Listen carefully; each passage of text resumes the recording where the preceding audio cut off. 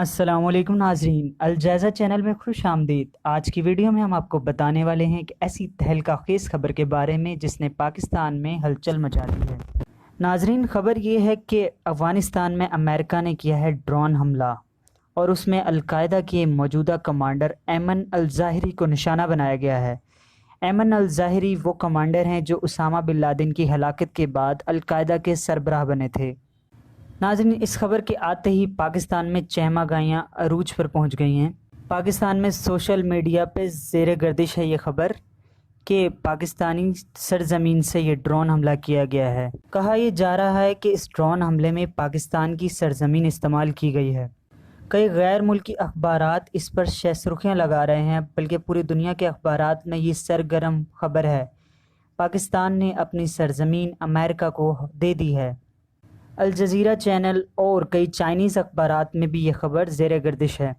ناظرین، جیسا کہ آپ جانتے ہیں کہ پاکستان کی معیشت اس وقت مشکل ترین دور سے گزر رہی ہے۔ حالیہ ایک خبر آئی تھی کہ جنرل قمر جاوید باجوہ صاحب نے امریکی ڈپٹی سیکرٹری کو فون کیا تھا کہ امریکہ IMF سے کہہ کر پاکستان کی رقم جاری کروائے، امریکہ اپنا اثر و رسوخ استعمال کرے اور پاکستان کی جو رقم بچ گئی ہے وہ جاری کرے جلد۔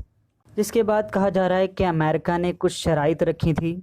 ان شرائط میں سے ایک شرط یہ بھی تھی کہ پاکستان اپنی ایئر سپیس امریکہ کو دے، اور اس کے 2 دن بعد یہ ڈرون حملے والی خبر سامنے آتی ہے۔ ناظرین، حیران کن بات یہ ہے کہ اس ڈرون حملے والی خبر کے بعد پاکستان میں امریکی ڈالر تاریخی کمی دیکھی جا رہی ہے۔ جی ہاں، ڈالر کی قیمت میں 20 روپے تک کمی ریکارڈ کی گئی ہے، جس سے اس خبر میں اور زیادہ جان پیدا ہو گئی ہے۔ جب یہ چہمہ گوئیاں سوشل میڈیا پر تیز ہونے لگی تو وفاقی وزیر داخلہ رانا ثناءاللہ صاحب آتے ہیں اور وہ بیان دیتے ہیں کہ یہ خبر درست نہیں ہے کہ ڈرون حملہ پاکستانی سرزمین سے کیا گیا ہے۔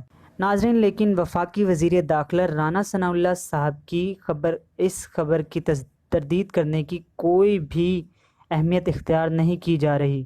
رانا ثناءاللہ کے بیان کو کوئی اہمیت نہیں دے رہا۔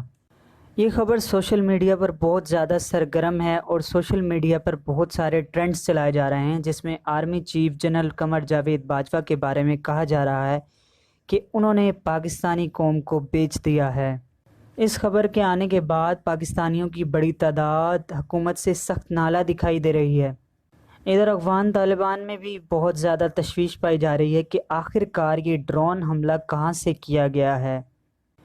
ناظرین، اگر امریکہ اسی طریقے سے حملے کرتا رہا اور پاکستان کی سرزمین استعمال کرتا رہا تو افغانستان اور پاکستان کے درمیان مزید جنگ چھڑنے کا خطرہ ہے۔ امریکہ پاکستان کو اس جنگ میں دھکیل کر بھاگ جائے گا اور نقصان پاکستان کا ہوگا۔ ویڈیو دیکھنے کا شکریہ۔ ویڈیو پسند آئے تو لائک ضرور کیجیے گا۔